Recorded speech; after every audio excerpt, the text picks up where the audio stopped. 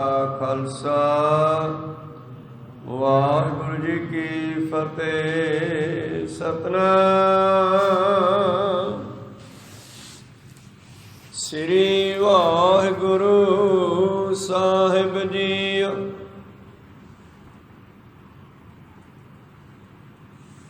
ਹੁਕਮ ਜਿਨ੍ਹਾਂ ਨੂੰ ਮਨਾਇਆ ਤਿਨੇ ਅੰਤਰ ਸ਼ਬਦ ਵਸਾਇਆ। ਸਹੀਆ ਸੇ ਸੁਹਾਗਣੀ ਜਿਨ ਸਹਿ ਨਾਲ ਪਿਆਰ ਜੀਓ।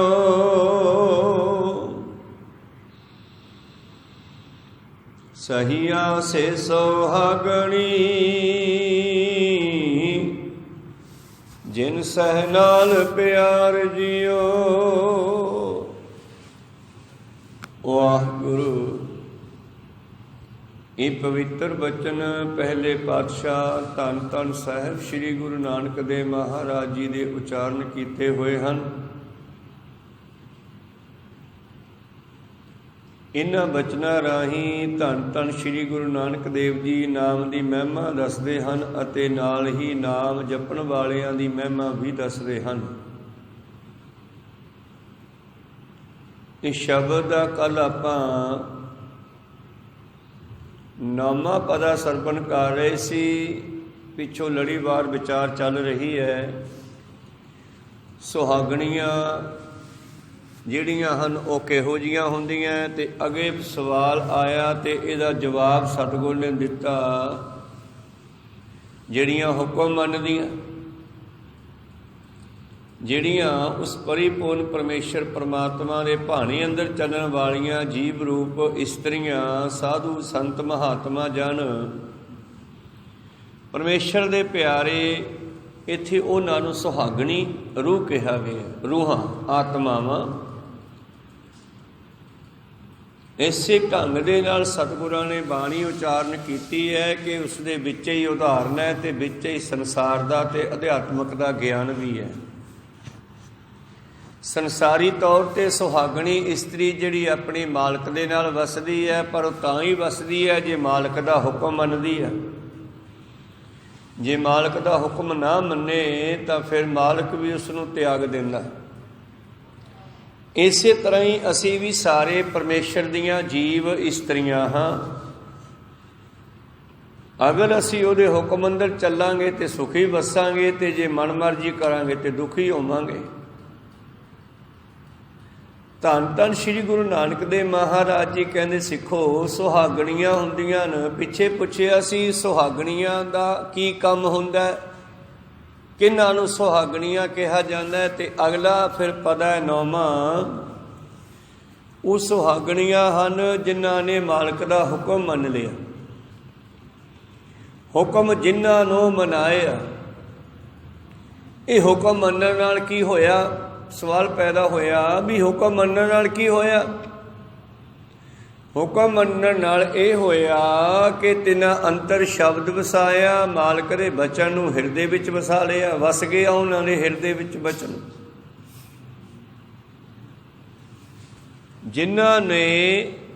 ਜਿਨ੍ਹਾਂ ਉੱਤੇ ਪਰਮੇਸ਼ਰ ਨੇ ਕਿਰਪਾ ਕੀਤੀ, ਹੁਕਮ ਵੀ ਉਹੀ ਮੰਨਦੇ ਆ। ਔਰ ਗੁਰਮਤਿ ਦੇ ਇਤਿਹਾਸ ਵਿੱਚ ਕਿਤਨੀਆਂ ਹੀ ਉਦਾਹਰਨਾਂ ਪਈਆਂ। ਜਿਨ੍ਹਾਂ ਨੇ ਮੰਨਿਆ ਉਹਨਾਂ ਦਾ ਵੀ ਜੀਵਨ ਦੇਖ ਲਓ, ਤੇ ਜਿਨ੍ਹਾਂ ਨੇ ਨਹੀਂ ਮੰਨਿਆ ਉਹਨਾਂ ਦਾ ਵੇਖ ਲਓ। ਜਿਵੇਂ ਪ੍ਰਿਥੀ ਚੰਦ ਅਤੇ ਗੁਰੂ ਅਰਜਨ ਦੇਵ ਜੀ ਮਹਾਰਾਜ, ਪ੍ਰਿਥੀ ਚੰਦ ਨੇ ਹੁਕਮ ਨਹੀਂ ਮੰਨਿਆ ਤੇ ਉਹ ਦੁਖੀ ਹੋਇਆ। ਸਤਿਗੁਰੂ ਅਰਜਨ ਦੇਵ ਮਹਾਰਾਜ ਜੀ ਨੇ ਆਪਣੇ ਪਿਤਾ ਗੁਰੂ ਦਾ ਹੁਕਮ ਮੰਨਿਆ ਤੇ ਉਹ ਸੁਖੀ ਰਹੇ। ਇਸੇ ਤਰ੍ਹਾਂ ਹੀ ਬੇਅੰਤ ਉਦਾਹਰਨਾਂ ਹਨ ਸਾਡੇ ਇਤਿਹਾਸ ਵਿੱਚ, ਸਿੱਖੀ ਦੇ ਇਤਿਹਾਸ ਵਿੱਚ। ਭਾਈ ਭਿਖਾਰੀ ਜਿਸ ਦੇ ਬੱਚੇ ਦੀ ਸ਼ਾਦੀ ਹੋਈ ਆ, ਖੁਸ਼ੀ ਦਾ ਮਾਹੌਲ ਹੈ। ਦੂਜੇ ਦਿਨ ਬੱਚਾ ਗੁਜ਼ਰ ਜਾਂਦਾ ਹੈ, ਗਮ ਦਾ ਮਾਹੌਲ ਹੈ। ਪਰ ਭਾਈ ਭਿਖਾਰੀ ਜੀ ਉਸ ਭਾਣੇ ਨੂੰ ਮੰਨਣਾ ਜਾਣਦੇ ਹਨ, ਤਾਂ ਉਹਨਾਂ ਦੇ ਚਿੱਤ ਨੂੰ ਬਹੁਤਾ ਦੁੱਖ ਨਹੀਂ ਹੋਇਆ। ਜਿਨ੍ਹਾਂ ਨੇ ਨਹੀਂ ਜਾਣਿਆ ਉਹ ਛੋਟੇ ਜਿਹੇ ਦੁੱਖ ਤੇ ਬਹੁਤ ਜ਼ਿਆਦਾ ਦੁਖੀ ਹੋ ਜਾਂਦੇ ਆ। ਕੋਈ ਸਤਨਾਮ ਸ੍ਰੀ। ਇਸ ਕਰਕੇ ਸੁਹਾਗਣੀਆਂ ਕਿਹੋ ਜਿਹੀਆਂ ਹੁੰਦੀਆਂ? ਉਹਨਾਂ ਨੇ ਕੀ ਕਰਮ ਕੀਤਾ ਜੋ ਕੋ ਉਹਨਾਂ ਨੇ ਸੁਹਾਗਣੀਆਂ ਮੰਨਿਆ ਗਿਆ ਉਹਨਾਂ ਨੂੰ। ਬਾਬਾ ਜੀ ਕਹਿੰਦੇ ਉਹਨਾਂ ਨੇ ਹੁਕਮ ਮੰਨਿਆ, ਬਸ ਹੁਕਮ ਹੈ ਅੰਦਰ ਸਭ ਕੋ ਬਾਹਰ ਹੁਕਮ ਨਾ ਕੋਏ। ਹੁਣ ਇੱਕ ਹੋਰ ਗੱਲ ਹੈ ਵੀ ਹੁਕਮ ਦਾ ਪਰਮੇਸ਼ਰ ਦਾ ਸਾਰਿਆਂ ਤੇ ਚੱਲਦਾ, ਫਿਰ ਬਾਹਰ ਕਿਹੜਾ ਰਹਿ ਗਿਆ? ਪਰਮੇਸ਼ਰ ਦਾ ਹੁਕਮ ਤਾਂ ਸਾਰਿਆਂ ਤੇ ਚੱਲਦਾ ਹੈ। ਜਿਹੜੇ ਖੁਸ਼ੀ ਖੁਸ਼ੀ ਮੰਨਦੇ ਆ ਉਹ ਪ੍ਰਵਾਨ ਹੋ ਜਾਂਦੇ ਆ, ਜਿਹੜੇ ਦੁਖੀ ਜਿਹੇ ਹੋ ਕੇ ਮੰਨਦੇ ਆ ਉਹ ਪ੍ਰਵਾਨ ਨਹੀਂ ਹੁੰਦੇ। ਮੰਨਣਾ ਸਭ ਨੂੰ ਪੈਂਦਾ। ਸਤਿਗੁਰੂ ਅਮਰਦਾਸ ਮਹਾਰਾਜ ਜੀ ਨੇ ਆਪਣੇ 2 ਸੇਵਕਾਂ ਦੀ ਡਿਊਟੀ ਲਾਤੀ ਥੜੇ ਬਣਾਉਣ ਵਾਸਤੇ, ਜਿਨ੍ਹਾਂ ਵਿੱਚ ਇੱਕ ਭਾਈ ਜੇਠਾ ਜੀ ਹੈ, ਦੂਜਾ ਉਹਨਾਂ ਦਾ ਜਵਾਈ ਰਾਮਾ ਹੈ। ਰਾਮੇ ਨੂੰ 2-3 ਵਾਰੀ ਬਣਾ ਕੇ ਢਾਉਣਾ ਪਿਆ, ਉਹ ਦੁਖੀ ਜਾ ਹੋ ਗਿਆ। ਸਤਿਗੁਰੂ ਰਾਮਦਾਸ ਜੀ ਮਹਾਰਾਜ ਜੇਠਾ ਜੀ ਇਹਨਾਂ ਨੂੰ ਵੀ ਬਰਾਬਰ ਢਵਾਇਆ, ਕਹਿੰਦੇ ਢਾ ਦਿਓ, ਸਹੀ ਨਹੀਂ ਬਣਿਆ। ਇਹ ਦੁਖੀ ਨਹੀਂ ਹੋਏ, ਹੁਕਮ ਮੰਨ ਕੇ ਕਹਿੰਦੇ ਮਹਾਰਾਜ ਸਾਡੀ ਮੱਤ ਥੋੜ੍ਹੀ ਹੈ, ਸਾਨੂੰ ਬਣਾਉਣਾ ਨਹੀਂ ਆਉਂਦਾ, ਕੋਲੇ ਖੜ ਕੇ ਬਣਵਾ ਲਓ। ਪ੍ਰਵਾਨ ਹੋ ਗਏ। ਭਾਈ ਰਾਮਾ ਕਹਿੰਦਾ ਜੀ ਤੁਸੀਂ ਭੁੱਲ ਜਾਂਦੇ ਹੋ ਗੁਰੂ ਅਮਰਦਾਸ ਜੀ ਨੂੰ। ਦੂਸਰਾ ਜਵਾਈ ਭਾਈ ਰਾਮਾ ਕਹਿਣ ਲੱਗਿਆ ਮਹਾਰਾਜ ਤੁਸੀਂ ਇੱਥੇ ਹੀ ਤਾਂ ਕਿਹਾ ਸੀ ਥੜਾ ਬਣਾਉਣ ਨੂੰ, ਉੱਤੇ ਬੈਠ ਕੇ ਸਤਸੰਗ ਹੀ ਕਰਨੀ ਹੈ, ਹੋਰ ਆਪਾਂ ਇੱਥੇ ਕੀ ਕਰਨਾ? ਠੀਕ ਤਾਂ ਬਣਿਆ। ਕਹਿੰਦੇ ਨਹੀਂ ਢਾ ਦੇ, ਵਧੀਆ ਨਹੀਂ ਬਣਿਆ।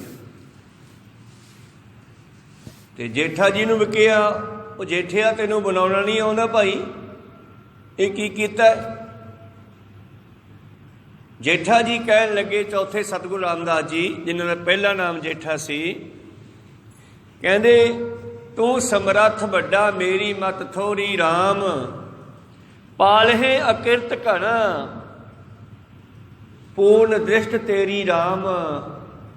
ਤੇਰੀ ਦ੍ਰਿਸ਼ਟੀ ਪੂਰੀ ਹੈ, ਸਾਡੀ ਅਧੂਰੀ ਹੈ। ਅਸੀਂ ਅਕਿਰਤ ਘਣ ਹਾਂ, ਤੂੰ ਫਿਰ ਵੀ ਸਾਨੂੰ ਗਲੇ ਲਾ ਕੇ ਰੱਖਿਆ ਹੋਇਆ। ਕੋ ਸਤਨਾਮ ਸ੍ਰੀ।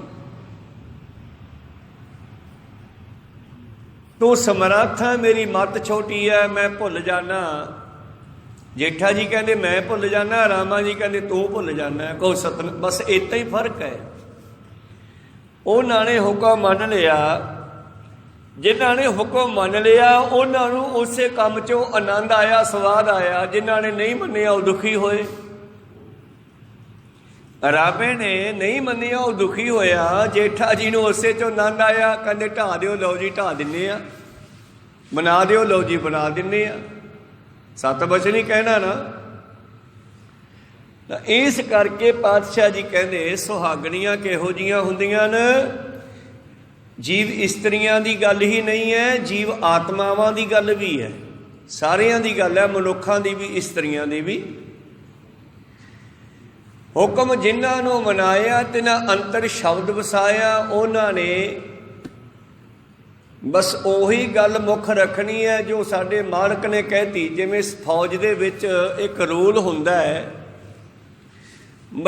ਵੱਡਾ ਅਫਸਰ ਜੋ ਮਰਜ਼ੀ ਕਹਿ ਦੇਵੇ, ਸਿਪਾਹੀ ਨੇ ਕਹਿਣਾ ਜੈਸ ਸਰ, ਬਸ। ਉਹਨੇ ਇਹ ਨਹੀਂ ਕਹਿਣਾ ਨਹੀਂ ਜੀ ਇੱਦਾਂ ਨਹੀਂ ਕਰਨਾ, ਉਹਨੇ ਅੱਗੋਂ ਕਹਿਣਾ ਠੀਕ ਹੈ ਜੀ ਜੈਸ। ਤੇ ਇਹੀ ਰੂਲ ਗੁਰੂ ਨਾਨਕ ਦੇ ਘਰ ਵਿੱਚ ਵੀ ਹੈ। ਗੁਰੂ ਜੋ ਵੀ ਕਹਿੰਦਾ ਸਿੱਖ ਨੇ ਕਹਿਣਾ ਸਤ ਬਚਨ ਜੀ, ਕਿਉਂਕਿ ਗੁਰੂ ਦੀ ਮੱਤ ਵੱਡੀ ਹੈ। ਹੋ ਸਕਦਾ ਸਾਨੂੰ ਸਮਝ ਨਾ ਆ ਰਹੀ ਹੋਵੇ ਗੁਰੂ ਦੀ ਗੱਲ ਦੀ, ਅੱਗੇ ਜਾ ਕੇ ਸਮਝ ਆਵੇਗੀ, ਫਿਰ ਪਛਤਾਉਣਾ ਪੈਣਾ ਵੀ ਯਾਰ ਗੁਰੂ ਸਾਹਿਬ ਠੀਕ ਸੀਗੇ, ਮੈਂ ਹੀ ਗਲਤ ਸੀਗਾ। ਕਹੋ ਸਤਨਾਮ ਸ੍ਰੀ। ਕਿਉਂ ਨਾ ਤੁਰੰਤ ਹੀ ਸਤ ਬਚਨ ਕਹਿ ਦਿਓ। ਇਸ ਕਰਕੇ ਗੁਰੂ ਜੋ ਕਹਿੰਦਾ ਠੀਕ ਕਹਿੰਦਾ। ਤੇ ਜਿਨ੍ਹਾਂ ਨੇ ਇਸ ਗੱਲ ਨੂੰ ਸਮਝ ਲਿਆ, ਕਈਆਂ ਨੇ ਸਮਝ ਲਿਆ, ਸਮਝ ਕੇ ਮੰਨ ਲਿਆ, ਕਈਆਂ ਨੇ ਮਨ ਵਿੱਚ ਧਾਰਨਾ ਹੀ ਬਣਾ ਲਈ ਵੀ ਗੁਰੂ ਜੋ ਕਹੇ ਆਪਾਂ ਸਤ ਬਚਨ ਕਹਿਣਾ, ਆਪਾਂ ਨਹੀਂ ਅੱਗੋਂ ਜਵਾਬ ਦੇਣਾ ਵੀ ਇਹ ਗਲਤ ਹੈ। ਤੇ ਇਹੀ ਘਟਨਾ ਸਤਿਗੁਰੂ ਅੰਗਦ ਦੇਵ ਜੀ ਨਾਲ ਵਰਤੀ ਆ। ਧੰਨ ਗੁਰੂ ਨਾਨਕ ਦੇਵ ਜੀ ਨੇ ਕਈ ਵਾਰੀ ਪਰਖਿਆ ਅੰਗਦ ਜੀ ਨੂੰ, ਗੁਰੂ ਲਹਿਣਾ ਜੀ ਨੂੰ। ਜਦੋਂ ਵੀ ਇਹਨਾਂ ਨੇ ਕੋਈ ਬਚਨ ਕਹਿਣਾ, ਪਹਿਲਾਂ ਪੁੱਤਰਾਂ ਨੂੰ ਵੀ ਕਹਿਣਾ, ਪੁੱਤਰਾਂ ਨੇ ਆਪਣਾ ਬਾਪੂ ਸਮਝ ਕੇ ਮੋਢਾ ਜਾ ਮਾਰ ਜਾਣਾ, ਕੰਨ ਮੁਰੱਟੀਏ ਪਾਸਾ ਵੱਟ ਜਾਣਾ। ਫਿਰ ਲੈਣੇ ਨੂੰ ਕਹਿਣਾ ਅਖੀਰ ਤੇ, ਲੈਣੇ ਨੇ ਉਹ ਕੰਮ ਕਰ ਦੇਣਾ। ਜਿਵੇਂ ਚਿੱਕੜ ਚੋਂ ਕੌਲਾ ਕੱਢਣਾ। ਸ਼੍ਰੀ ਚੰਦ ਹੋਰੇ ਹੋਰ ਕਹਿਣ ਲੱਗੇ, ਮਹਾਰਾਜ ਕੋਈ ਗੱਲ ਨਹੀਂ, ਘਰੇ ਬਥੇਰੇ ਪਏ ਆ, ਛੱਡੋ ਖਹਿੜਾ। ਲੈਣਾ ਜਿਹਨੂੰ ਕਿਹਾ ਉਹ ਕੱਢ ਕੇ ਲੈ ਆਏ। ਅੱਧੀ ਰਾਤ ਨੂੰ ਬਾਬਾ ਨਾਨਕ ਕਹਿੰਦਾ ਵੀ ਦਿਨ ਚੜ੍ਹ ਗਿਆ, ਉੱਠੋ। ਬਾਹਰ ਦੇਖ ਕੇ ਆ ਕੇ ਸਿੱਖ ਕਹਿੰਦੇ ਆ, ਨਹੀਂ ਬਾਪੂ ਹਜੇ ਅੱਧੀ ਰਾਤ ਹੈ। ਦੋ ਤਿੰਨ ਸਿੱਖਾਂ ਨੂੰ ਭੇਜਿਆ, ਕਹਿੰਦੇ ਅੱਧੀ ਰਾਤ ਹੈ। ਜਾ ਲੈਣਿਆ ਤੂੰ ਦੇਖ ਕੇ ਆ। ਉਹ ਵੇਖ ਕੇ ਆ ਕੇ ਕਹਿੰਦੇ ਹਾਂਜੀ ਚੜ੍ਹ ਗਿਆ। ਕਿੰਨਾ ਕੁ ਚੜ੍ਹ ਗਿਆ? ਜਿੰਨਾ ਤੁਸੀਂ ਚੜ੍ਹਾਤਾ ਉਹਨਾਂ ਚੜ੍ਹ ਗਿਆ, ਬਾਕੀ ਰਹਿੰਦਾ। ਕਹੋ ਸਤਿਨਾਮ ਸ੍ਰੀ। ਸੰਗਤ ਭੁੱਖੀ ਆ, ਲੰਗਰ ਮਸਤ ਹੋ ਗਿਆ, ਬਾਲਣ ਸਾਰਾ ਗਿੱਲਾ ਹੋ ਗਿਆ। 5-6 ਦਿਨ ਮੀਂਹ ਪੈਂਦਾ ਰਿਹਾ ਲਗਾਤਾਰ। ਚਾਨ ਚੱਕ ਬਹੁਤ ਸਾਰੀ ਸੰਗਤ ਨਵੀਂ ਆ ਗਈ ਤੇ ਉਹਨਾਂ ਨੇ ਛਕਣਾ ਸੀ ਕੁਝ। ਹੁਣ ਲਹਿਣਾ ਜੀ ਉਸ ਵੇਲੇ ਸੇਵਾਦਾਰ ਹੈ ਮੌਕੇ ਦੇ ਕਰਤਾਰਪੁਰ ਵਿਖੇ। ਕਹਿੰਦੇ ਜੀ ਬਾਪੂ ਜੀ ਕੀ ਛਕਾਈਏ ਸੰਗਤ ਨੂੰ, ਹੁਣ ਤਾਂ ਲੰਗਰ ਵੀ ਮਸਤ ਹੋ ਗਿਆ, ਲੱਕੜਾਂ ਗਿੱਲੀਆਂ ਹੋ ਗਈਆਂ। ਆਪਣੀ ਮਸਤੀ ਵਿੱਚ ਬੈਠੇ ਬੈਠੇ ਬਾਬਾ ਨਾਨਕ ਜੀ ਕਹਿੰਦੇ ਲੱਡੂ ਖਵਾ ਦਿਓ। ਲੱਡੂ ਮਹਾਰਾਜ, ਲੱਡੂ ਕਿੱਥੇ ਆ? ਕਹਿੰਦੇ ਉਹ ਕਿੱਕਰ ਨੂੰ ਲੱਗੇ ਪਏ ਆ।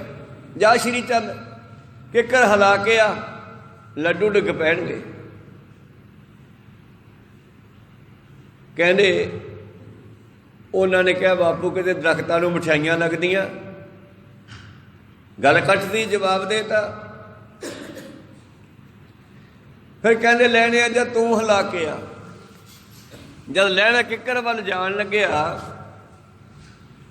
ਉਹਦਾ ਚੋਲਾ ਫੜ ਕੇ ਰੋਕ ਲਿਆ। ਕਹਿੰਦੇ ਕਮਲਾ ਹੋਇਆ, ਕਿੱਕਰਾਂ ਨੂੰ ਕਿਤੇ ਲੱਡੂ ਲੱਗਦੇ ਆ। ਉਹ ਕਹਿੰਦੇ ਮੇਰਾ ਮਕਸਦ ਨਹੀਂ ਲੱਡੂ ਲੱਗਣ ਜਾਂ ਨਾ ਲੱਗਣ, ਮੈਨੂੰ ਕਿੱਕਰ ਹਿਲਾਉਣ ਨੂੰ ਕਿਹਾ। ਕਹੋ ਸਤਿਨਾਮ। ਮੈਂ ਕਿੱਕਰ ਹਿਲਾਉਣੀ ਆ। ਜੇ ਲੱਡੂ ਡਿੱਗ ਪਏ ਤੇ ਬਾਬੇ ਨਾਨਕ ਦੀ ਵਡਿਆਈ, ਨਾ ਡਿੱਗੇ ਤੇ ਇਹਨਾਂ ਨੂੰ ਲਾਜ ਹੈ। ਕਹੋ ਸਤਿਨਾਮ ਸ੍ਰੀ। ਮੈਂ ਤਾਂ ਕੁਛ ਨਹੀਂ ਕਰਨਾ, ਮੇਰੇ 'ਚ ਕੀ ਆ। ਉਹ ਜਾ ਕੇ ਕਿੱਕਰ ਤੇ ਚੜ੍ਹੇ ਤੇ ਉੱਤੋਂ ਟਾਹਣਾ ਪੜ ਕੇ ਹਿਲਾਇਆ। ਜਿਹੜੇ ਉਹ ਫੁੱਲ ਲੱਗੇ ਹੁੰਦੇ ਆ ਪੀਲੇ ਰੰਗ ਦੇ ਕਿੱਕਰ ਦੇ, ਉਹ ਲੱਡੂ ਬਣ ਕੇ ਡਿੱਗਣ ਲੱਗੇ। ਕਹੋ ਸਤਿਨਾਮ ਸ੍ਰੀ। ਇਹ ਕੀ ਆ? ਤੇਰਾ ਭਾਣਾ ਮਿੱਠਾ ਲੱਗ ਗਿਆ, ਦੁੱਖਾਂ ਵਿੱਚ ਵੀ ਹੈ ਤੇ ਸੁੱਖਾਂ ਵਿੱਚ ਵੀ ਹੈ। ਹੁਕਮ ਜਿਨ੍ਹਾਂ ਨੂੰ ਮਨਾਇਆ ਤਿਨਾਂ ਅੰਤਰ ਸ਼ਬਦ ਵਸਾਇਆ। ਸਹੀਆਂ ਸੇ ਸੁਹਾਗਣੀ ਜਿਨ ਸਹਿ ਨਾਲ ਪਿਆਰ ਜੀਓ। ਉਹ ਸਹੀਆਂ, ਉਹ ਸਹੇਲੀਆਂ, ਉਹ ਸਖੀਆਂ, ਉਹ ਸਾਧੂ ਮਹਾਤਮਾ, ਉਹ ਰੱਬ ਦੇ ਪਿਆਰੇ। ਇਹ ਉਹਨਾਂ ਦੀ ਗੱਲ ਹੈ। ਸ਼ਬਦ ਇਸਤਰੀ ਲਿੰਗ ਵਰਤਿਆ ਹੈ ਕਿਉਂਕਿ ਆਪਾਂ ਸਾਰੇ ਇਸਤਰੀ ਜੀਵ ਇਸਤਰੀ ਹਾਂ। ਇਹ ਜਗ ਮੈਂ ਪੁਰਖ ਏਕ ਹੈ, ਹੋਰ ਸਗਲੀ ਨਾਰ ਸਵਾਈ। ਪਰਮੇਸ਼ਰ ਪੁਰਖ ਹੈ, ਆਪਾਂ ਸਾਰੇ ਆਤਮਾਵਾਂ ਹਾਂ, ਉਹ ਪਰਮਾਤਮਾ ਹੈ। ਕਹੋ ਸਤਿਨਾਮ ਸੀ। ਬਸ ਇਸੇ ਕਰਕੇ ਇੱਥੇ ਸ਼ਬਦ ਜਿਹੜੇ ਉਹ ਵਰਤੇ ਗਏ ਹਨ ਤਾਂ ਕਿ ਸੌਖੀ ਸਮਝ ਆ ਜਾਵੇ। ਸਹੀਆਂ ਸੇ ਸੁਹਾਗਣੀ ਜਿਨ ਸਹਿ ਨਾਲ ਪਿਆਰ ਜੀਓ। ਉਹ ਸੁਹਾਗਣਾ ਹੁੰਦੀਆਂ ਜਿਨ੍ਹਾਂ ਦਾ ਮਾਲਕ ਨਾਲ ਇੰਨਾ ਪਿਆਰ ਹੋਵੇ। ਜਿੰਨਾ ਲਹਿਣਾ ਜੀ ਦਾ ਗੁਰੂ ਨਾਨਕ ਦੇਵ ਜੀ ਨਾਲ ਸੀ, ਜਿੰਨਾ ਗੁਰੂ ਅਰਜਨ ਦੇਵ ਜੀ ਦਾ ਗੁਰੂ ਰਾਮਦਾਸ ਜੀ ਨਾਲ ਸੀ, ਜਿੰਨਾ ਬਾਬੇ ਅਮਰਦਾਸ ਦਾ ਗੁਰੂ ਅੰਗਦ ਦੇਵ ਜੀ ਨਾਲ ਪਿਆਰ ਸੀਗਾ। ਇਹ ਪਿਆਰ ਦੀਆਂ ਕਹਾਣੀਆਂ। ਜਿੰਨਾ ਨਾਮਦੇਵ ਦਾ ਕ੍ਰਿਸ਼ਨ ਜੀ ਨਾਲ, ਪਰਮੇਸ਼ਰ ਨਾਲ ਹੈ। ਤੋਰੀ ਨਾ ਟੁੱਟੈ ਛੋਰੀ ਨਾ ਛੂਟੈ, ਐਸੀ ਮਾਧੋ ਖਿੰਚ ਤਨੀ। ਇਹ ਟੁੱਟੇ ਨਾ ਪਿਆਰ ਦੀ ਲੜੀ ਹੁਣ ਜੁੜੀ ਰਹੇ। ਪ੍ਰੀਤਮ ਜੀ ਕਹਿੰਦੇ ਫਿਰ ਅੱਗੇ ਉਹ ਸਵਾਲ ਪੈਦਾ ਹੋਇਆ ਮਹਾਰਾਜ ਉਹ ਕਿਹੋ ਜਿਹੀਆਂ ਹੈ? ਜਿਨ੍ਹਾਂ ਭਾਣੇ ਕਾ ਰਸ ਆਇਆ, ਜਿਨ੍ਹਾਂ ਨੂੰ ਗੁਰੂ ਦੀ ਗੱਲ ਚੰਗੀ ਲੱਗੀ, ਜਿਨ੍ਹਾਂ ਨੂੰ ਪਰਮੇਸ਼ਰ ਦਾ ਕੀਤਾ, ਗੁਰੂ ਦਾ ਕੀਤਾ ਚੰਗਾ ਲੱਗਦਾ ਹੈ, ਭਾਵ ਤੇਰਾ ਭਾਣਾ ਮਿੱਠਾ ਲਾਗੇ। ਤਵੀ ਤੇ ਬਹਿ ਕੇ ਵੀ ਲਾਂਭਾ ਨਹੀਂ ਦਿੰਦੇ। 4 ਸਾਹਿਬਜ਼ਾਦੇ ਸ਼ਹੀਦ ਹੋ ਗਏ ਨਾ, ਗੁਰੂ ਗੋਬਿੰਦ ਸਿੰਘ ਜੀ ਨੇ ਉਲਾਂਭਾ ਨਹੀਂ ਦਿੱਤਾ ਕਿ ਮੈਂ ਤੇਰਾ ਪ੍ਰਚਾਰ ਕਰਦਾ ਫਿਰਦਾ ਤੇ ਤੂੰ ਮੇਰੇ ਪੁੱਤਰ ਵੀ ਮਾਰਤੇ। ਕੋਈ ਸਤਨਾਮ ਦਿੱਤਾ ਨਹੀਂ ਨਾ। ਕੀ ਕਹਿੰਦੇ ਆ, ਇਹ ਤੇਰੀ ਦਿੱਤੀ ਦਾਤ ਸੀ, ਮਹਾਰਾਜ ਵਾਪਸ ਆ ਗਈ ਆ, ਸੰਭਾਲ ਲਿਓ। ਕੋਈ ਸਤਨਾਮ ਸੀ। ਤੇ ਜਿਹੜਾ ਲਾਂਭਾ ਦਿੰਦਾ ਹੈ ਉਹ ਸਮਝੋ ਭਾਣੇ ਨੂੰ ਮੰਨਦਾ ਨਹੀਂ, ਉਹਦੇ ਭਾਣੇ ਨੂੰ ਮੰਨਦਾ ਨਹੀਂ। ਜਿਹੜਾ ਉਲਾਂਭਾ ਦਿੰਦਾ ਉਸ ਨੂੰ, ਜਿਨ੍ਹਾਂ ਭਾਣੇ ਕਾ ਰਸ ਆਇਆ ਤਿੰਨਾਂ ਵਿੱਚੋਂ ਭਰਮ ਚੁਕਾਇਆ, ਤੇ ਜਿਨ੍ਹਾਂ ਨੂੰ ਚੰਗਾ ਲੱਗਿਆ ਇਹ ਭਾਣਾ ਉਹਨਾਂ ਦੇ ਮਨ ਚੋਂ ਸਾਰੇ ਸ਼ੰਕੇ ਨਿਵਰਤ ਹੋ ਗਏ। ਗੁਰੂ ਜੋ ਕਰਦਾ ਠੀਕ ਹੀ ਕਰਦਾ, ਸੱਤ ਹੀ ਸੱਤ ਹੈ, ਸਤ ਵਚਨ। ਇੱਕ ਧੰਨ ਧੰਨ ਸ੍ਰੀ ਗੁਰੂ ਪਾਤਸ਼ਾਹ ਜੀ ਦਾ ਸੇਵਕ ਹੋਇਆ, ਤੀਸਰੇ ਪਾਤਸ਼ਾਹ ਜੀ ਦਾ ਸੱਚਨ ਸੱਚ।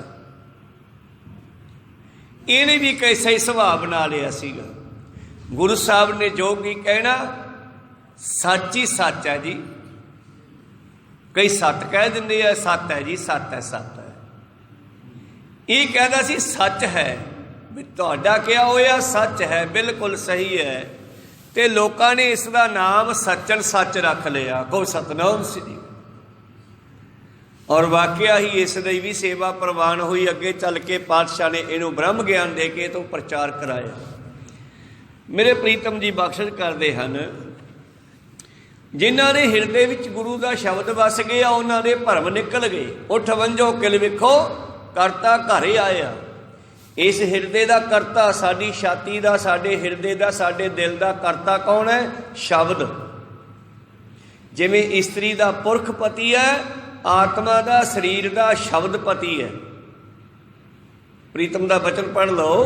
ਕਾਇਆ ਕਾਮਣ ਸਦਾ ਸੁਹੇਲੀ ਫਿਰ ਵਸੈ ਜਿਸ ਨਾਲੇ। ਕਾਇਆ ਸਰੀਰ ਤੇ ਕਾਮਨ ਇਸਤਰੀ, ਇਹ ਦੋਨੇ ਤਾਂ ਸੁਖੀ ਵਸਦੀਆਂ ਜੀ ਆਪਣੇ ਮਾਲਕ ਦੇ ਨਾਲ ਹੋਣ। ਫਿਰ ਸੱਚੇ ਤੇ ਸਤ। ਕਾਇਆ ਕਾਮਣ ਸਦਾ ਸੁਹੇਲੀ ਫਿਰ ਵਸੈ ਜਿਸ ਨਾਲੇ।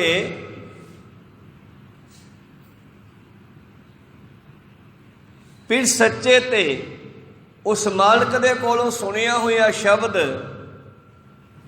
ਗੁਰ ਕਾ ਸ਼ਬਦ ਵਸੈ ਜੀ ਨਾਲੇ। ਸਰੀਰ ਸ਼ਬਦ ਨਾਲ ਸੁਖੀ ਵਸੇਗਾ, ਗੁਰੂ ਨਾਲ ਜੁੜ ਕੇ ਸੁਖੀ ਵਸੇਗਾ, ਪਰਮੇਸ਼ਰ ਦੇ ਭਾਣੇ ਵਿੱਚ ਰਹਿ ਕੇ ਸੁਖੀ ਵਸੇਗਾ, ਜਿਵੇਂ ਇਸਤਰੀ ਆਪਣੇ ਮਾਲਕ ਨਾਲ ਸੁਖੀ ਵਸਦੀ ਆ।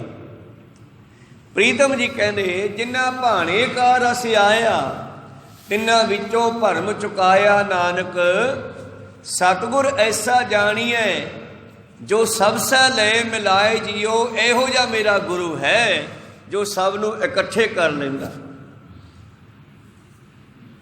ਜਿਵੇਂ ਸਤਿਗੁਰਾਂ ਨੇ ਸਾਨੂੰ ਸਾਰਿਆਂ ਨੂੰ ਰੰਗ ਬਰੰਗਿਆਂ ਨੂੰ ਇੱਕ ਝੰਡੇ ਥੱਲੇ ਇਕੱਠੇ ਕੀਤਾ। ਗੁਰੂ ਨਾਨਕ ਦੇਵ ਜੀ ਦੇ ਆਉਣ ਤੋਂ ਪਹਿਲਾਂ ਜੋ ਅਖੌਤੀ ਧਰਮ ਦੇ ਮੁਖੀ ਸੀ ਇਸ ਭਾਰਤ ਵਰਸ਼ ਵਿੱਚ, ਉਹਨਾਂ ਨੇ ਦੁਨੀਆ ਨੂੰ 4 ਹਿੱਸਿਆਂ 'ਚ ਵੰਡਤਾ। ਖੱਤਰੀ, ਬ੍ਰਾਹਮਣ, ਸੂਦ, ਵੈਸ਼। ਬੰਦਿਆਂ ਵਿੱਚ ਆਪਸ ਵਿੱਚ ਲੜਾਈਆਂ, ਈਰਖਾ, ਨਫ਼ਰਤ ਪੈਦਾ ਕਰ ਦਿੱਤੀ। ਇਹ ਸ਼ੂਦਰ ਹੈ, ਇਹਦਾ ਪਰਛਾਵਾਂ ਵੀ ਨਹੀਂ ਪੈਣਾ ਚਾਹੀਦਾ। ਮੈਂ ਬ੍ਰਾਹਮਣ ਹਾਂ, ਉਹ ਛਤਰੀ ਹੈ, ਫਲਾਨਾ ਵੈਸ਼ ਹੈ। ਪਰ ਧੰਨ ਗੁਰੂ ਨਾਨਕ ਦੇਵ ਜੀ ਨੇ ਕਿਰਪਾ ਕੀਤੀ, ਸਾਰਿਆਂ ਨੂੰ ਗਲੇ ਲਾਇਆ। ਔਰ ਸਭ ਤੋਂ ਪਹਿਲਾਂ ਸ਼ੂਦਰ, ਜਿਹੜਾ ਸ਼ੂਦਰਾਂ ਵਿੱਚੋਂ ਸਭ ਤੋਂ ਨੀਵਾਂ ਸੀ, ਮਰਾਸੀ, ਉਹਨੂੰ ਆਪਣਾ ਮਿੱਤਰ ਬਣਾਇਆ। ਕੋਈ ਸਤਨਾਮ ਸੀ। ਉਹਦੇ ਕੋਲੋਂ ਰਬਾਬ ਵਜਵਾਈ, ਉਹਦੇ ਨਾਲ ਰਲ ਕੇ ਸ਼ਬਦ ਗਾਇਆ। ਔਰ ਅੱਗੇ ਗੁਰੂ ਅੰਗਦ ਦੇਵ ਜੀ ਨੇ ਵੀ ਪ੍ਰਚਾਰ ਕੀਤਾ। ਤੀਜੇ ਪਾਤਸ਼ਾਹ ਦਾ ਸਮਾਂ ਆਇਆ ਤਾਂ ਉਹਨਾਂ ਨੇ ਇੱਕ ਬੌਲੀ ਸਾਹਿਬ ਤਿਆਰ ਕਰਵਾਈ। ਕਹਿੰਦੇ ਇਹਦੇ ਵਿੱਚ ਸਾਰੇ ਇਸ਼ਨਾਨ ਕਰੋ। ਬ੍ਰਾਹਮਣ ਕਹਿੰਦੇ ਸੀਗੇ, ਜੇ ਗੰਗਾ ਨਦੀ ਤੇ ਬੈਠਾ ਬ੍ਰਾਹਮਣ ਇਸ਼ਨਾਨ ਕਰ ਰਿਹਾ ਹੈ ਜਾਂ ਜਲ ਛਕ ਰਿਹਾ ਹੈ, ਤੇ ਦੂਸਰਾ ਬੰਦਾ ਜਿਹੜਾ ਹੈ ਉਸ ਪਾਸੇ ਇਸ਼ਨਾਨ ਨਹੀਂ ਕਰ ਸਕਦਾ ਜਿੱਧਰੋਂ ਪਾਣੀ ਆ ਰਿਹਾ। ਕਹਿੰਦਾ ਮੈਂ ਨਹਾ ਰਿਹਾ ਬਾਹਮਣ, ਤੂੰ ਸ਼ੂਦਰ ਹੈ, ਪਾਣੀ ਪਿੱਟ ਰਿਹਾ ਹੈ। ਕੋਈ ਸਤਨਾਮ ਸੀ। ਇਹ ਉਹਨਾਂ ਦੇ ਭਰਮ ਸੀਗੇ। ਇਹ ਭਰਮ ਗੁਰੂਆਂ ਨੇ ਕੱਢੇ ਦੁਨੀਆ ਦੇ। ਬੌਲੀ ਸਾਹਿਬ ਬਣਾ ਕੇ ਗੋਇੰਦਵਾਲ ਸਾਹਿਬ ਵਿਖੇ ਕਹਿੰਦੇ ਸਾਰੇ ਇਸ਼ਨਾਨ ਕਰੋ ਇਹਦੇ 'ਚ। ਇਹ ਪਾਣੀ ਖਰਾਬ ਨਹੀਂ ਹੁੰਦਾ ਕਦੇ ਵੀ। ਕਹੋ ਸਤਿਨਾਮ ਸ੍ਰੀ। ਫਿਰ ਦੂਸਰਾ ਹੁਕਮ ਦਿੱਤਾ ਕਿ ਅੱਜ ਤੋਂ ਬਾਅਦ ਜਿਹੜਾ ਮੈਨੂੰ ਮਿਲਣ ਆਵੇ ਪਹਿਲਾਂ ਲੰਗਰ 'ਚ ਬਹਿ ਕੇ ਪ੍ਰਸ਼ਾਦਾ ਛਕੇ, ਚਾਹੇ ਉਹ ਰਾਜਾ ਅਕਬਰ ਆਇਆ ਤੇ ਚਾਹੇ ਕੋਈ ਗਰੀਬ ਆਇਆ। ਕਹੋ ਸਤਿਨਾਮ ਸ੍ਰੀ। ਇਹ ਕਾਹਦੇ ਵਾਸਤੇ ਕੰਮ ਕੀਤੇ? ਸਾਨੂੰ ਇਕੱਠੇ ਕਰਨ ਵਾਸਤੇ। ਸਤਿਗੁਰ ਨਾਨਕ ਸਤਿਗੁਰ ਐਸਾ ਜਾਣੀਐ ਜੋ ਸਭ ਸਹਿ ਲਏ ਮਿਲਾਏ ਜੀਓ। ਅੱਗੇ ਚੱਲ ਕੇ ਫਿਰ ਜਿਹੜੀ ਚਰਨ ਪੌਲ ਚੱਲਦੀ ਸੀ ਉਸ ਨੂੰ 10ਵੇਂ ਪਾਤਸ਼ਾਹ ਨੇ ਖੰਡੇ ਦੀ ਪੌਲ ਬਣਾਤਾ, ਔਰ ਖੰਡੇ ਦੀ ਪੌਲ ਛਕਾ ਕਰਕੇ ਅਮਰ ਦੀ ਦਾਤ ਦੇ ਕੇ ਉਹਨਾਂ ਨੇ ਨਾਈ, ਛੀਂਬੇ, ਝੌਲ, ਦਰਜੀ, ਜੱਟ ਇਹਨਾਂ ਸਾਰਿਆਂ ਨੂੰ ਇੱਕ ਬਣਾ ਦਿੱਤਾ। 5 ਪਿਆਰੇ। ਕਹੋ ਸਤਿਨਾਮ ਸ੍ਰੀ। ਭਾਈ ਦਇਆ ਸਿੰਘ, ਭਾਈ ਧਰਮ ਸਿੰਘ, ਭਾਈ ਹਿੰਮਤ ਸਿੰਘ, ਭਾਈ ਮੋਹਕਮ ਸਿੰਘ, ਭਾਈ ਸਾਹਿਬ ਸਿੰਘ, ਇਹ ਸਾਰੇ ਨੀਵੀਆਂ ਜਾਤਾਂ ਵਿੱਚੋਂ ਆਏ। ਪਰ ਜਿਸ ਵੇਲੇ ਅੰਮ੍ਰਿਤ ਛਕਾ ਦਿੱਤਾ ਗਿਆ, ਇਹਨਾਂ ਦੀਆਂ ਜਾਤਾਂ ਖਤਮ ਕਰਕੇ ਦਇਆ ਰਾਮ, ਮੋਹਕਮ ਰਾਏ, ਸਾਹਿਬ ਚੰਦ, ਹਿੰਮਤ ਰਾਏ, ਧਰਮ ਚੰਦ, ਇਹਨਾਂ ਨੂੰ ਸਾਰਿਆਂ ਨੂੰ ਕੀ ਬਣਾ ਦਿੱਤਾ? ਦਇਆ ਸਿੰਘ, ਧਰਮ ਸਿੰਘ, ਹਿੰਮਤ ਸਿੰਘ, ਮੋਹਕਮ ਸਿੰਘ, ਸਾਹਿਬ ਸਿੰਘ, ਐਸਾ ਰੂਪ ਦੇ ਦਿੱਤਾ। ਕਹੋ ਸਤਿਨਾਮ ਸ੍ਰੀ। ਐਸਾ ਮੇਰਾ ਸਤਿਗੁਰ ਹੈ ਜਿਹੜਾ ਸਭ ਨੂੰ ਇਕੱਠੇ ਕਰ ਲਵੇ। ਜਿਹੜਾ ਲੜਾਈਆਂ ਕਰਾਉਂਦਾ ਆਪਸ ਵਿੱਚ ਉਹ ਸਤਿਗੁਰੂ ਥੋੜ੍ਹਾ ਹੀ ਆ, ਉਹ ਤਾਂ ਕਰਮਕਾਂਡੀ ਤੇ ਪਖੰਡੀ ਹੋ ਸਕਦਾ। ਕਹੋ ਸਤਿਨਾਮ ਸ੍ਰੀ। ਪ੍ਰੀਤਮ ਜੀ ਕਹਿੰਦੇ ਨਾਨਕ ਸਤਿਗੁਰ ਐਸਾ ਜਾਣੀਐ ਜੋ ਸਭ ਸਹਿ ਲਏ ਮਿਲਾਏ ਜੀਓ। ਸਤਿਗੁਰ ਮਿਲਿਆ ਫਲ ਪਾਇਆ। ਐਸੇ ਸਤਿਗੁਰ ਮਿਲਣ ਦਾ ਕੀ ਫਲ ਹੋਇਆ ਮਨੁੱਖ ਨੂੰ? ਗੁਰੂ ਨਾਨਕ ਦੇਵ ਜੀ ਕਹਿੰਦੇ ਜਿਨ ਵਿੱਚੋਂ ਅਹੰਕਾਰ ਨੇ ਚੁਕਾਇਆ। ਇਹ ਗੁਰੂ ਦੇ ਮਿਲਣ ਦਾ ਇਹ ਫਾਇਦਾ ਹੋਇਆ ਕਿ ਸਾਡੀ ਸਰੀਰ ਦੇ ਵਿੱਚ ਸਾਰੀਆਂ ਬਿਮਾਰੀਆਂ ਦੀ ਜੜ ਹੰਕਾਰ ਪੱਟੀ ਗਈ। ਕਹੋ ਸਤਿਨਾਮ ਸ੍ਰੀ। ਦੇਖੋ 5 ਪਿਆਰਿਆਂ ਨੂੰ ਅੰਮ੍ਰਿਤ ਛਕਾਇਆ। ਅੱਜ ਤੱਕ ਕਿਸੇ ਵੀ ਗੁਰੂ ਨੇ ਇਹ ਨਹੀਂ ਕਿਹਾ ਕਿ ਤੁਸੀਂ ਵੀ ਮੇਰੇ ਵਰਗੇ ਹੋ ਗਏ। ਚਾਹੇ ਕੋਈ ਅਵਤਾਰ ਆਏ, ਉਸ ਤੋਂ ਪਹਿਲਾਂ ਕੋਈ ਵੀ ਆਏ, ਕਿਸੇ ਨੇ ਵੀ ਆਪਣੇ ਚੇਲਿਆਂ ਨੂੰ ਐਸੀ ਵਡਿਆਈ ਨਹੀਂ ਦਿੱਤੀ ਕਿ ਤੁਸੀਂ ਮੇਰੇ ਵਰਗੇ ਹੀ ਹੋ। ਜਦੋਂ 5 ਨੂੰ ਤਿਆਰ ਪਰ ਤਿਆਰ ਕਰਕੇ ਅੰਮ੍ਰਿਤ ਛਕਾ ਕੇ ਖੜੇ, ਕਹਿਣ ਲੱਗੇ ਵੀ ਹੁਣ ਏਦਾਂ ਕਰੋ ਮੈਨੂੰ ਵੀ ਛਕਾਓ। ਦਇਆ ਸਿੰਘ ਹੋਰੀ ਕਹਿਣ ਲੱਗੇ ਜੀ ਸੋਨੂੰ ਅਸੀਂ ਛਕਾਈਏ। ਕਿਉਂ? ਮੈਨੂੰ ਕੀ ਹੋਇਆ? ਮੈਂ ਨਹੀਂ ਗੋਬਿੰਦ ਰਾਏ ਤੋਂ ਗੋਬਿੰਦ ਸਿੰਘ ਬਣਨਾ। ਉਹ ਤਾਂ ਠੀਕ ਹੈ ਮਹਾਰਾਜ, ਪਰ ਅਸੀਂ ਸਿੱਖ ਹਾਂ, ਤੁਸੀਂ ਗੁਰੂ ਹੋ। ਉਹ ਕਹਿੰਦੇ ਹਾਈ ਤਾਂ ਭਰਮ ਕੱਢਣਾ ਸੀਗਾ ਤੁਹਾਡੇ ਚੋਂ ਮੈਂ, ਤੁਸੀਂ ਹੁਣ ਸਿੱਖ ਨਹੀਂ ਸਿੰਘ ਬਣ ਗਏ ਹੋ। 5 ਰਲ ਕੇ ਮੇਰਾ ਰੂਪ ਹੋ ਗਏ ਹੋ। ਤੁਸੀਂ 5 ਇਕੱਠੇ ਹੋ ਕੇ ਮੈਨੂੰ ਛਕਾਓ ਔਰ ਮੈਨੂੰ ਵੀ ਗੋਬਿੰਦ ਰਾਏ ਤੋਂ ਗੋਬਿੰਦ ਸਿੰਘ ਬਣਾਓ। ਮੈਂ ਫਰਕ ਨਹੀਂ ਰਹਿਣ ਦੇਣਾ ਗੁਰੂ ਤੇ ਸਿੱਖ ਦੇ ਵਿੱਚ। ਹੁਣ ਹਰ ਕਾ ਸੇਵਕ ਸੋ ਹਰ ਜਿਹਾ ਬਾਣੀ 'ਚ ਲਿਖਿਆ ਤੇ ਗੁਰੂ ਸਾਹਿਬ ਨੇ ਪ੍ਰੈਕਟੀਕਲ ਕੀਤਾ ਕੇਸਗੜ੍ਹ ਦੀ ਪਹਾੜੀ ਤੇ। ਕਹੋ ਸਤਿਨਾਮ ਸ੍ਰੀ। ਬਰਾਬਰ ਹਾਂ। ਜਿਨ ਵਿੱਚੋਂ ਅਹੰਕਾਰ ਨੇ ਚੁਕਾਇਆ, ਹੰਕਾਰ ਹੀ ਕੱਢ ਦਿੱਤਾ ਸਾਰਿਆਂ ਦਾ, ਦੱਸ ਦਿੱਤਾ ਕਿ ਨਾ ਕੋਈ ਵੱਡਾ ਹੈ ਤੇ ਨਾ ਕੋਈ ਛੋਟਾ ਹੈ। ਕਹੋ ਸਤਿਨਾਮ ਸ੍ਰੀ। ਇੱਕੋ ਪਿਤਾ ਦੇ ਪੁੱਤਰ ਹਾਂ। ਦਇਆ ਸਿੰਘ ਫਿਰ ਵੀ ਝੱਕਦੇ ਹੋਏ ਕਹਿੰਦੇ ਮਹਾਰਾਜ ਫਿਰ ਅਸੀਂ ਤਾਂ ਸਿਰ ਦੇ ਕੇ ਲਿਆ ਤੇ ਤੁਸੀਂ ਕੀ ਦਿਓਗੇ? ਕਹੋ ਸਤਿਨਾਮ ਸ੍ਰੀ। ਤੇ ਦਇਆ ਸਿਆ ਤੇ ਮੇਰਾ ਵੀ ਸੀਸ ਹਾਜ਼ਰ ਹੈ। ਤੇ ਮਹਾਰਾਜ ਤੁਸੀਂ ਤਾਂ ਫਿਰ ਵੱਡੇ ਹੋਏ ਇੱਕੋ ਹੀ ਦਿਓਗੇ? ਉਹ ਕਹਿੰਦੇ ਮੈਂ 7 ਹੀ ਲਾ ਦੂੰਗਾ, ਸਾਰਾ ਪਰਿਵਾਰ ਹੀ ਵਾਰ ਦੂੰ, ਸਰਬੰਸ ਵਾਰ ਦੂੰ, ਪਰ ਮੈਨੂੰ ਵੀ ਗੋਬਿੰਦ ਰਾਏ ਤੋਂ ਗੋਬਿੰਦ ਸਿੰਘ ਬਣਾਓ। ਫਿਰ 5 ਸਿੰਘਾਂ ਨੇ ਰਲ ਕੇ ਗੁਰੂ ਸਾਹਿਬ ਦੇ ਮੁੱਖ ਵਿੱਚ ਉਸੇ ਤਰ੍ਹਾਂ ਚੂਲੇ ਪਾਏ। ਜੋ ਰੀਤ ਉਹਨਾਂ ਨੇ ਉਸ ਤੋਂ ਪਹਿਲਾਂ ਸਿੱਖੀ ਆ, ਗੁਰੂ ਸਾਹਿਬ ਨੇ ਸਿਖਾਈ ਆ, ਉਸੇ ਰੀਤ ਨਾਲ ਉਹਨਾਂ ਨੇ ਆਪ ਅੰਮ੍ਰਿਤ ਛਕਿਆ। ਮਕਸਦ ਕਿ ਮਨੁੱਖ ਦੇ ਦਿਮਾਗ 'ਚੋਂ ਨਿਕਲ ਜੇ ਮੈਂ ਵੱਡੇ ਛੋਟੇ ਦਾ। ਜੇ ਗੁਰੂ ਗੋਬਿੰਦ ਸਿੰਘ ਨੂੰ ਅੰਮ੍ਰਿਤ ਦੀ ਲੋੜ ਹੈ ਤੇ ਫਿਰ ਸਮਝ ਲਓ ਸਾਰਿਆਂ ਨੂੰ ਲੋੜ ਹੈ, ਚਾਹੇ ਕੋਈ ਵੱਡਾ ਹੈ ਤੇ ਚਾਹੇ ਕੋਈ ਛੋਟਾ ਹੈ। ਕਹੋ ਸਤਿਨਾਮ ਸ੍ਰੀ।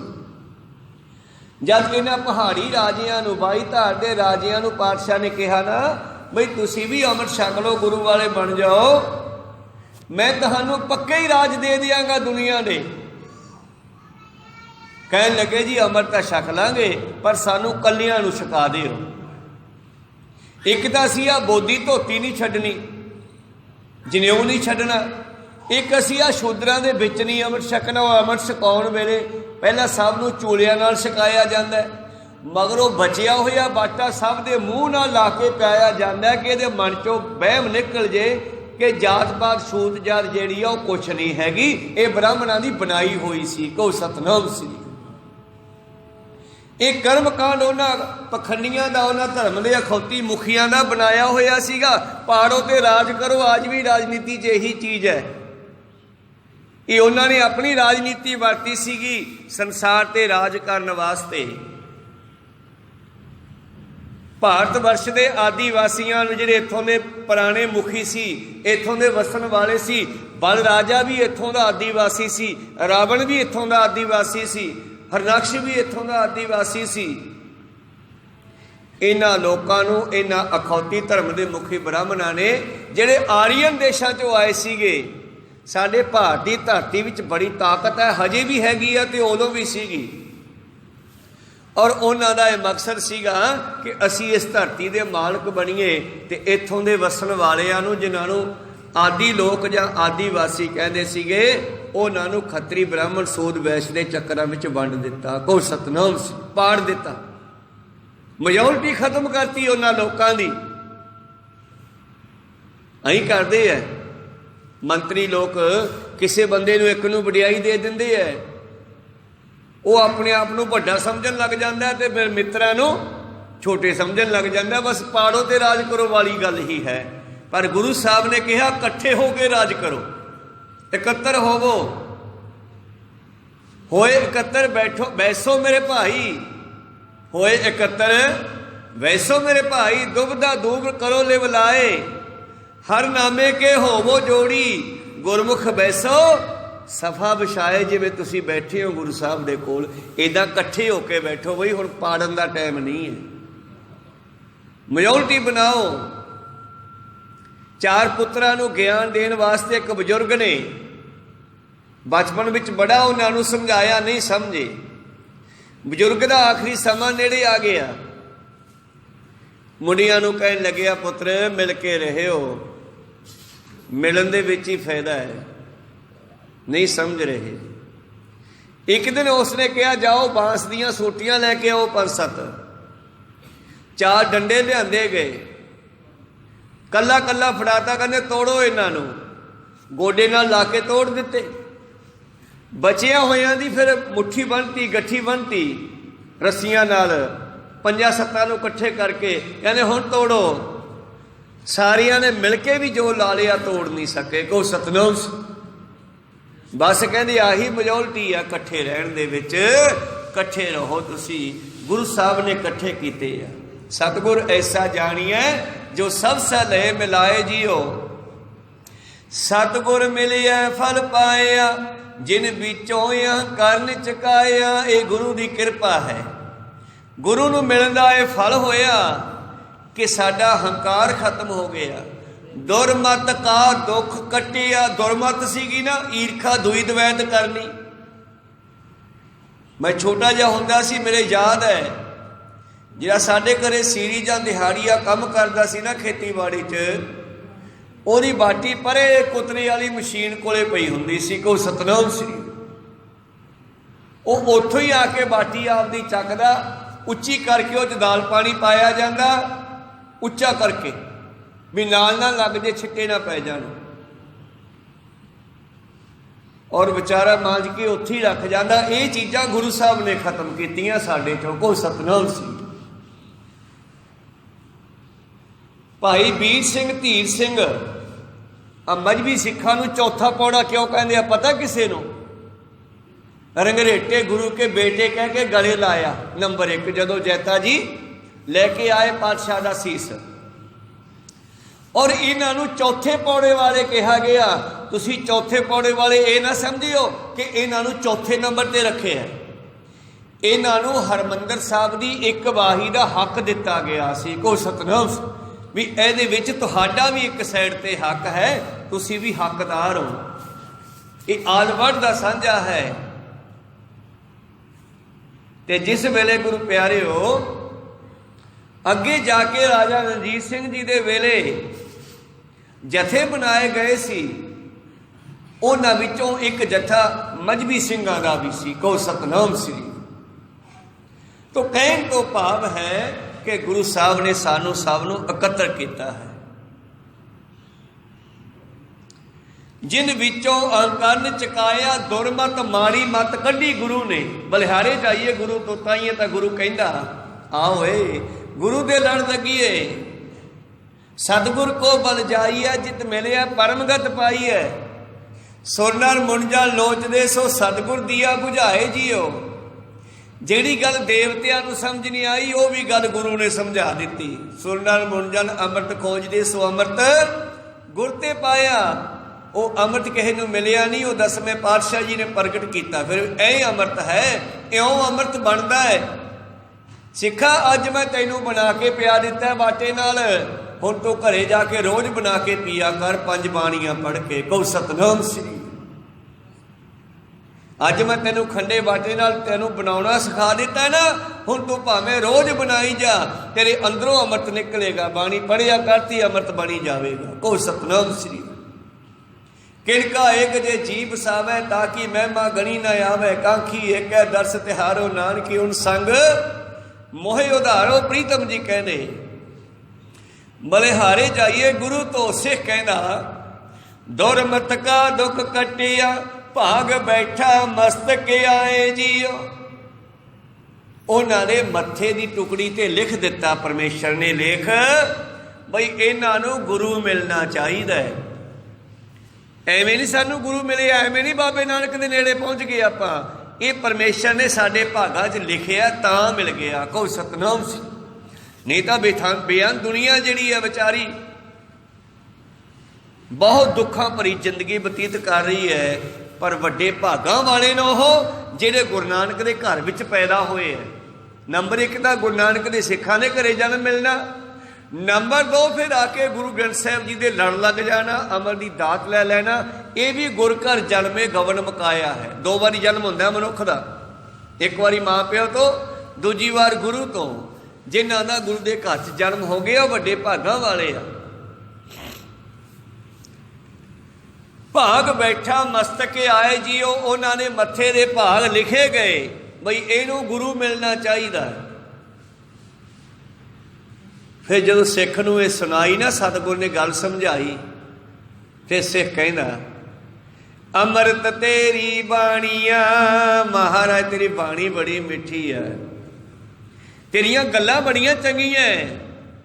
किसी वेले गुरु नानक देव जी ने यह बाणी गल्लां बातां विच भी सुनाई है। जदों उदासियां दौरान कदे कोई गुरुद्वारा किते गए न, कदे किते गए न, उत्थे बाणी उचारण की गई तो नाल नाल बाबा जी लिखदा भी हुंदे सी कोले भी ये शब्द उचारे इहनूं लिख लो। लिखे बाद जो सुरत ना ही बोल बोल गवाई है, पता नहीं बोल बोल के किन्नी टप जाए। लिख के रखो गल नूं, को सतनाम श्री। दोबारा फिर चितारी जावे, पढ़ी जावे। तो इस करके बाबे नानक दे कोल कोई किताब भी हुंदी सी।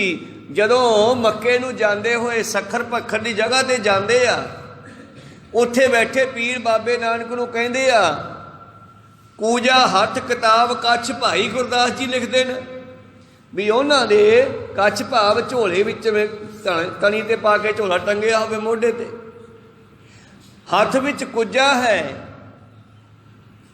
पानी वाला गड़बा, कूजा हथ किताब कच्छ, नील रूप नीला बाणा धारिया काजियां वाला, उत्ते मत्था भी ला लिया, मत्थे ते टिक्का भी ला लिया पंडितां वाला हिंदुआं वाला। समझ नहीं आउंदी बाबा है नानक हिंदू के मुसलमान ते पीर पुछदे न बैठे मक्के नूं जाण वाले, बाबा तू कौन है? बाबा जी कहते पता नहीं मैं कौन हाँ। चल ठीक आ, पता लग गया तू ननकाना साहब वाला नानक आ। एक पैर विच खोसा जुत्ता, एक पैर च लक्कड़ दी खराम हिंदू साधुआं वाली पा ली। कहो सतनाम श्री। फिर कहंदी आ पुछन फोल किताब नूं, हिंदू वड्डा के मुसलमानोई। आ चल तेरी किताब दे विच दस की लिखिआ, खोल के विखा। और सानू ये भी दस के हिंदू मत वड्डी है कि मुसलमान मत वड्डी है। बाबा आखे हाजियां शुभ अमला बाजो दोनों रोई, चंगे काम करन तो बगैर दोने ही माड़े है। कहो सतनाम श्री।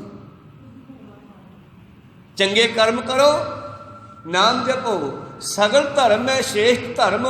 सारे धर्मां चों उच्चा धर्म ओही है जिहदे विच हर को नाम जप, निर्मल कर्म, चंगे काम करो, परमेश्वर नाल भी जुड़े रहो। इस करके बाबा जी कहने तेरी बाणी बड़ी चंगी आ। आहो ये चंगी तो है बाणी, पर ये बहिंदी कित्थे आ, रहिंदी कित्थे आ?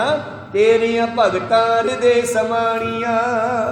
ਜਿਹੜੀ ਉਹਨੂੰ ਪਿਆਰ ਕਰਨ ਵਾਲੇ ਹੈ ਉਹਨਾਂ ਦੇ ਹਿਰਦੇ ਵਿੱਚ ਬਾਣੀ ਵਸ ਜਾਂਦੀ ਆ। ਕਹੋ ਸਤਨਾਮ ਸ੍ਰੀ। ਇਹ ਬਾਣੀ ਕਿੱਥੇ ਵਸਦੀ ਆ? ਭਗਤੀ ਕਰਨ ਵਾਲਿਆਂ ਦੇ ਹਿਰਦੇ ਵਿੱਚ। ਸੁਖ ਸੇਵਾ ਅੰਦਰ ਰੱਖਿਆ ਤੇ ਫਿਰ ਉਹਨਾਂ ਦੇ ਅੰਦਰ ਇਹ ਬਦਲਾਅ ਆਉਂਦਾ ਹੈ। ਉਹਨਾਂ ਦੇ ਅੰਦਰ ਸੇਵਾ ਕਰਨ ਦੀ ਭਾਵਨਾ ਜਾਗਦੀ ਹੈ ਤੇ ਸੇਵਾ ਕਰਕੇ ਸੁੱਖ ਮਿਲਦਾ। ਸਾਖੀ ਤੁਹਾਨੂੰ ਸੁਣੀ ਹੋਣੀ ਆ, ਪਹਿਲਾਂ ਮੈਂ ਤੁਹਾਡੇ ਯਾਦ ਕਰਾ ਦੇਣਾ। ਮਸਕੀਨੀਆ ਪਹਿਲਵਾਨ ਇੰਨਾ ਤਕੜਾ ਪਹਿਲਵਾਨ ਸੀ ਜਿਹਨੇ ਬਹੁਤ ਮੱਲਾਂ ਨੂੰ ਢਾਇਆ ਤੇ ਬੜਾ ਇੱਦਾਂ ਕਰਕੇ ਖੁਸ਼ ਹੁੰਦਾ ਹੋਊਗਾ ਵੀ ਮੈਂ ਢਾਤਾ। ਪਰ ਇੱਕ ਦਿਨ ਇੱਕ ਗੁਰਸਿੱਖ ਦੇ ਕੋਲੋਂ ਢਹਿ ਗਿਆ, ਜਿਹੜਾ ਉਹਦੇ ਢਹਿ ਗਿਆ ਨਾ ਉਹਦਾ ਸਵਾਦ ਹੀ ਅੱਡ ਸੀ। ਕਹੋ ਸਤਨਾਮ ਸੀ। ਗੁਰੂ ਅਰਜਨ ਦੇਵ ਜੀ ਇੱਕ ਇਲਾਕੇ 'ਚ ਗਏ ਆ, ਪਿੰਡ ਵਾਲਿਆਂ ਨੇ ਵਾਅਦਾ ਕੀਤਾ, ਸਲਾਹ ਕੀਤੀ ਵੀ ਸਾਰੇ ਵਾਰੀ ਵਾਰੀ ਘਰੇ ਚੱਲ ਪਵਾਓ ਪਾਤਸ਼ਾਹ ਦੇ ਔਰ ਇਹਨਾਂ ਨੂੰ ਪ੍ਰਸ਼ਾਦਾ ਛਕਾਇਆ ਕਰੋ। ਸਾਰੇ ਪਿੰਡ ਵਾਲੇ ਵਾਰੀ ਵਾਰੀ ਸਤਿਗੁਰਾਂ ਨੂੰ ਆਪਣੇ ਘਰ ਲਿਜਾਣ ਲੱਗੇ ਸੰਗਤਾਂ ਸਮੇਤ। ਉਹ ਗਰੀਬ ਸਿੱਖ ਦੇ ਮਨ ਵਿੱਚ ਵੀ ਇੱਛਾ ਪੈਦਾ ਹੋਈ ਵੀ ਯਾਰ ਮੈਂ ਵੀ ਘਰੇ ਲੈ ਕੇ ਜਾਵਾਂ ਤੇ ਮੈਂ ਵੀ ਸੇਵਾ ਕਰਾਂ ਮਹਾਰਾਜ ਦੀ। ਪਰ ਘਰੇ ਪੈਸਾ ਕੋਈ ਨਹੀਂ ਗਾ। ਜੇ ਗ੍ਰਸਤੀ ਘਰ ਆ ਇਹਨੂੰ ਪ੍ਰਸ਼ਾਦਾ ਨਾ ਛਕਾ ਸਕੇ ਤੇ ਮਰ ਜੇ ਉਦੋਂ ਤੱਕ। ਇਹ ਸਿਆਣਿਆਂ ਦਾ ਕਥਨ ਹੈ। ਗ੍ਰਸਤੀ ਕੋਲੇ ਚੌਂਕਾ ਚੁੱਲ੍ਹਾ ਹੈ, ਇੰਤਜ਼ਾਮ ਹੈ, ਇਹਦਾ ਧਰਮ ਹੈ ਬਾਹਰ ਚਾਹੇ ਗਰੀਬ ਨੂੰ ਪ੍ਰਸ਼ਾਦਾ ਛਕਾਉਣਾ। ਤੇ ਉਹ ਸਿੱਖ ਨੇ ਸੋਚਿਆ ਵੀ ਹੁਣ ਮੈਂ ਕੀ ਕਰਾਂ, ਮੈਂ ਗੁਰੂ ਸਾਹਿਬ ਨੂੰ ਪ੍ਰਸ਼ਾਦਾ ਛਕਾਉਣਾ, ਸੇਵਾ ਕਰਨੀ, ਸੰਗਤ ਦੀ ਖੁਸ਼ਾ ਲੈਣਾ। ਕਈ ਦਿਨ ਸੋਚਦਾ ਰਿਹਾ। ਪਿੰਡ ਵਿੱਚ ਮੱਲਾਂ ਦੇ ਘੋਲ ਬੰਨੇ ਗਏ ਤੇ ਘੋਲ ਵਿੱਚ ਝੰਡੀ ਬੰਨੀ ਜਾਂਦੀ ਸੀਗੀ, ਝੰਡੀ ਵਿੱਚ ਪੈਸੇ ਹੁੰਦੇ ਸੀਗੇ। ਜਿਹੜਾ ਪਹਿਲਵਾਨ ਸਭ ਤੋਂ ਤਕੜਾ ਨਿਕਲਦਾ ਉਹਨੂੰ ਝੰਡੀ ਦਿੱਤੀ ਜਾਂਦੀ। ਤੇ ਇੱਥੇ ਵੀ ਮਸਕੀਨੀਏ ਪਹਿਲਵਾਨ ਨਹੀਂ ਆਉਣਾ ਸੀਗਾ। ਤੇ ਗੁਰੂ ਪਿਆਰਿਓ ਇਹ ਸਿੱਖ ਉੱਥੇ ਪਹੁੰਚ ਗਿਆ। ਕਹਿੰਦੇ ਅੱਜ ਜਾਂ ਤਾਂ ਝੰਡੀ ਲੈ ਕੇ ਆਵਾਂਗੇ ਉਹਨੂੰ ਢਾਹ ਕੇ ਤੇ ਜਾਂ ਫਿਰ ਉੱਥੇ ਮਰ ਜਾਵਾਂਗੇ, ਆਪੇ ਮਾਰ ਦੂਗਾ, ਮਾਰੂਗਾ ਧੱਫਾ, ਮਰ ਜਾਵਾਂਗੇ, ਵੇਖੀ ਜਾਊਗੇ। ਪਹੁੰਚ ਗਿਆ। ਪਹਿਲਾਂ ਹੋਰ ਛੋਟੇ ਮੋਟੇ ਘੋਲ ਹੋਏ, ਫਿਰ ਅਖੀਰ ਤੇ ਮਸਕੀਨੀਆਂ ਬਾਹਰ ਨਿਕਲਿਆ। ਕਹਿੰਦੇ ਆ ਜਾਓ ਵੀ ਕਿਹੜਾ ਘੋਲਦਾ। ਕੋਈ ਉਹਦੇ ਸਾਹਮਣੇ ਨਹੀਂ ਸੀ ਹੁੰਦਾ, ਇੰਨਾ ਤਕੜਾ ਸੀ ਉਹ। ਇਹ ਮਾੜਕੂ ਜਾਂ ਸਿੱਖ ਜਿਹੜਾ ਕਦੇ ਘੁਲਿਆ ਹੀ ਨਹੀਂਗਾ, ਕੁੜਤਾ ਲਾ ਕੇ ਸਾਹਮਣੇ ਹੋ ਗਿਆ। ਕਹਿੰਦੇ ਓਏ ਤੂੰ ਮਰਨਾ, ਇਹ ਬੜਾ ਤਕੜਾ ਹੈ, ਤਾਂ ਧੱਫਾ ਮਾਰੇ ਬੰਦਾ ਮਾਰ ਦਿੰਦਾ। ਅੰਗਰੇਜ਼ਾਂ ਦੇ ਵਿੱਚ ਇਹੋ ਜਿਹੀਆਂ ਖੇਡਾਂ ਚੱਲਦੀਆਂ, ਬਹੁਤ ਜ਼ਿਆਦਾ ਬੜੇ ਤਕੜੇ ਤਕੜੇ ਬੰਦੇ ਪਏ ਆ। ਤਾਂ ਗੁਰੂ ਪਿਆਰਿਓ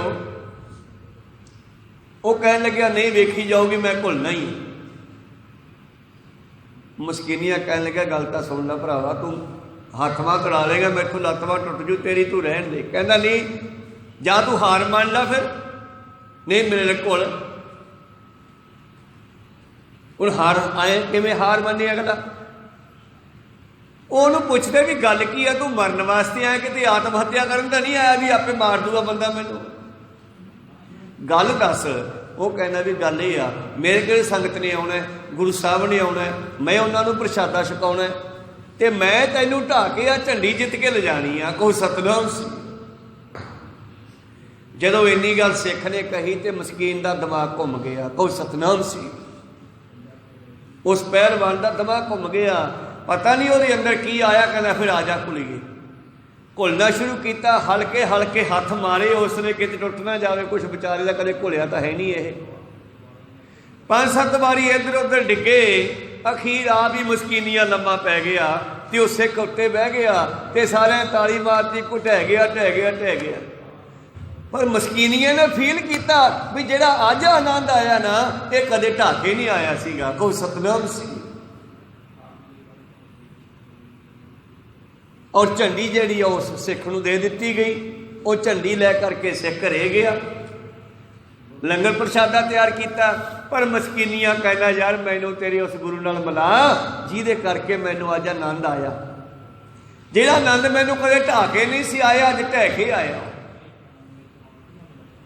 फिर गुरु साहब कोले लै गया उस सिख, उसनों सारी कहानी दसी। इस तरह इन्ना तकड़ा पहलवान है मारा, पर इदा ढह गया। बाबा जी कहते ढहण दे विच ही आनंद है, असल में सुखी बसे मस्कीनिया आप निवार तले, वड्डे वड्डे हंकारिया नानक गर्भ गले। ये बचन बाणी भी चढ़ा दिते पंजवें पातशाह ने। इत्थे की गल आई सी, अमृत तेरी बाणियां तेरिया भगतां ने समाणिया, सुख सेवा अंदर रखी है अपनी नजर करे निस्तार जियो, तू तो बड़ा महान है, तेरी नज़र बड़ी महान है, तेरे बचन बड़े महान हैं, तेरे बचनों विचों तो आनंद झलकदा है, अमृत डुलदा है। ये तेरी बाणी कित्थों मिल जूगी? ये भगतां तो मिलती है। प्रभ जी बसे साध की रसना, ये मेरी बाणी भगतां दे हिरदे च वसेगी। पर जिहड़ा सुख मिलना ना वो सेवा ते नाम जपण विच है। सुख सेवा अंदर रखे है, सेवा ते सिमरन दोने चीज़ां ये साडे खंभ हन। सुख सेवा अंदर रखे अपनी नज़र करे निस्तार जियो। खैर विचारा इत्थे रोकदे आ, समा अगे जा रहा है। गुरु कृपा करन, कृपा दृष्टि नाल ही साडा निस्तारा होना, उधार होना है। सतगुर नूं मिल के होर की होना है। 12वां पदा आपां सरवण कीता, 13वां पदा है सतगुर मिलिया जानी है। किसी चीज़ नूं वरत के पता लगू ना भी की आनंद है, इस तरह गुरु नूं मिल के पता लगूगा भी गुरु दे मिलन दा की मतलब है। जित मिलिया नाम बखानी है, गुरु नूं मिल के इस बाणी दे स्वाद दा पता लगूगा। सतगुर बाझ ना पायो, जे गुरु नूं छड्ड के तुसी किधरों होर पखंडियां कोले तुरे फिरदे रहे फिर नहीं गल बननी। सतगुर बाझ न पायो, सब थकी कर्म कमाए जियो। बहुत लोग बाहरों बाहरों लभने फिरदे है, गुरु दे कोल जाण नूं तैयार नहीं, गुरु वाले बन नूं तैयार नहीं। तो गुरु वाले बन के ये स्वाद का पता लगूगा। जिन्ना भाणे का रस आया फिर पता लगू भाणा मनण दे विच भी की स्वाद है। कोई सतनाम सी, जिन्हां ने मन्निया उन्हां नूं पता है, जिन्हां ने पता लाउणा है वो मन के देख लैण। अगलियां विचारां कल दे दीवानां विच सरवण करांगे। बोलदियां ने अखर बाद घाट हो जाते। सिख संगतां दे सतगुरु बख्शण योग है, बख्श लेना जी। समाप्ति करिए। बुलाओ फतेह पाओ फतेह। वाहिगुरु जी का खालसा